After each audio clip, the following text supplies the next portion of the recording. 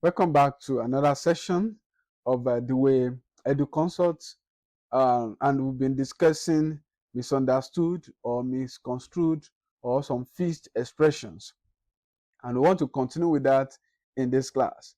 At the end of the class, be able to identify these words, discuss their appropriate usages, and give examples of their usages.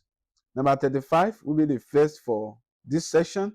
In case of, bearing, in spite of. In case of is used to describe what one should do in a particular situation. What you are supposed to do, you use in case of. Then in spite of means without being affected. In spite of something. Then it may also be used as despite, as in I was promoted in spite of the fact that I failed the examination. I was promoted in spite of the fact that I failed the examination. That is, I was not affected by the grade. Then barring is used to give a condition before something else could happen. Barring the prayer, he will never see again. If not for the prayer, he would not have seen the person again. So that is what it means. Uplifting, upliftment. There's nothing like upliftment. Please take note of that. Upliftment is also wrongly used, but we can have uplift as a verb and as a noun. As uplift, a noun, uplift, a verb. Then uplifting as an adjective. Uplifting, and then uplifted as an adjective too. Then they all mean happier and higher in one's pursuit.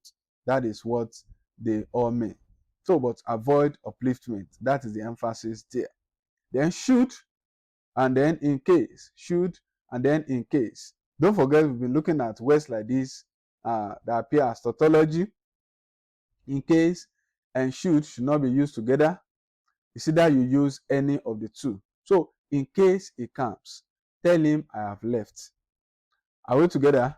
Then, or you say, should he comes, tell him I have left.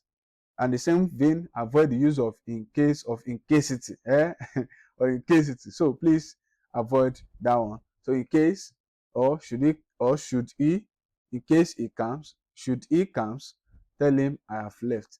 Choose any of the two to be used. We have 10 coats or 10 coats. It is called 10 coats, not 10 coats, and it means a traitor. So this actually nomenclature referring to a traitor or someone who turns against a previous allegiance. E.g., the man was openly castigated as a political 10 cult. It means the person is no more having allegiance to a particular party or the particular person who probably helped the person to rise up politically. 39, turn up, turn out. Turn out as a noun is used as an outcome or expected result or attendance of crowd. Your expectation, there is something expected, maybe for people to attend a particular thing or for a particular result. Are we together? Or a particular positive consequence of something. I was disappointed by the turnout of the people at our son's wedding. I was disappointed by the turnout of the people at our son's wedding ceremony. That means many people did not show up. So turnout there will mean to show up in large number. So why turn up? When you hear turn up does not mean people coming out. That one means turn out. Are we following? Why turn up means to to cuff the tip of one's shirt or trouser. When you turn it up like this, you fold the part. Maybe the edges, you fold it up. That is to turn up. Are we together? So that is what we are seeing there. Then offhand is the correct expression instead of off-head. When you describe something an individual does without planning or preparation, are we together, or without reading out from a manuscript or from a text, we say the person has read that thing offhand. In other words, the book is off his hand. Are we together? So James delivered his speech offhand, not off-head. James' head is still there. Don't let James change it for you. I'll be angry at you. I use that slang. Number 41, header, holder, senior, junior. when you are describing someone as your brother or sister, when somebody is your sibling, are you taking note of that? You use elder. And when the person is your sibling and you are older than the person, you are going to say younger. Are we together? So don't say it's my senior brother. No, he is my elder brother. It means you are senior. You are siblings, and the person is older than you. So when you use older, it should be used with the noun with Dan. With Dan. Are we together? That's why I say if somebody is your elder brother, it means the person is older than you. Can you see the way we have used older? That is a comparative adjective there. My brother is older than you. Also in respect to position. When you are referring to position, that is when you use senior and junior. This is our senior girl whom I spoke of. Now look at this one. We have accent, we have accent, we have accent. Now ASSENT, accent, it means an approval or agreement for someone in authority. When you have made a proposal or something is to be done, so that approval given by the someone in position of authority is what is being referred to as assent. Please take note of that. ASSENT. He gave his assent. He assented to the bill. Then accent. Take note of the pronunciation accent, where you have ACCENT. It means your dialect or the part of a word that is pronounced louder and stronger. That is maybe the stressed pattern, and some use it as a form of pronunciation to refer to pronunciation of words. How do you pronounce certain words? So it is also called accent.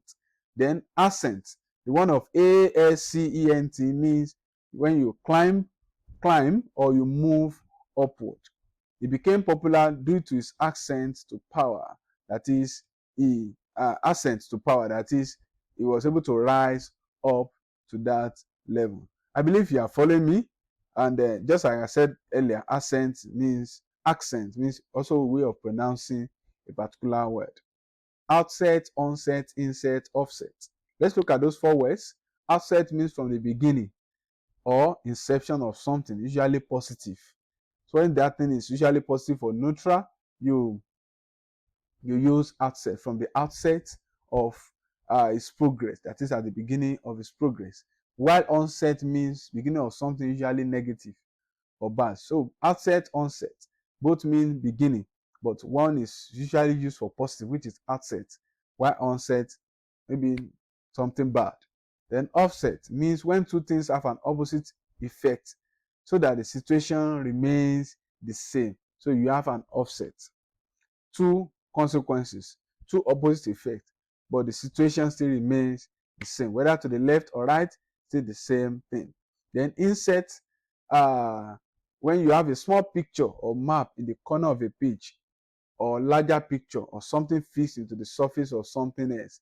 For instance, when some of you have pictures, you have some frames in your house where you have a big picture, and beside it you have a small one. And then maybe many politicians too, when they are publicizing, or maybe they are campaigning rather for a particular candidate, or maybe they are wishing somebody birthday, or maybe certain days or years in office, they will draw the person they are praising or they are popularizing or publicizing or campaigning for very big, and then you see them small, and that's a courtesy of, they now put small picture beside there. That is what we call an insert. Are we together? Number 44, note it is not grind or grinded pepper or grounded pepper, but ground pepper. That powder like pepper, right? Our students that maybe you've been to some hostels where you cook yourself, or yeah, you understand what I'm saying. Or those of you who buy suya, right? They put ground pepper there. Number 45, seek, demand, request, advocate, solicit. The words I've just listed now must not be used with for these sections as they are used. Rather, you use them without that for. We demanded the sum of 5,000 naira from him. He solicit aid from the governor, not a solicit for aid from the government, but rather without the for. Next class, we still look at sundry rules that still pertain to misunderstood expressions or misconstrued expression and some fixed expressions. Thank you for watching, and God bless you.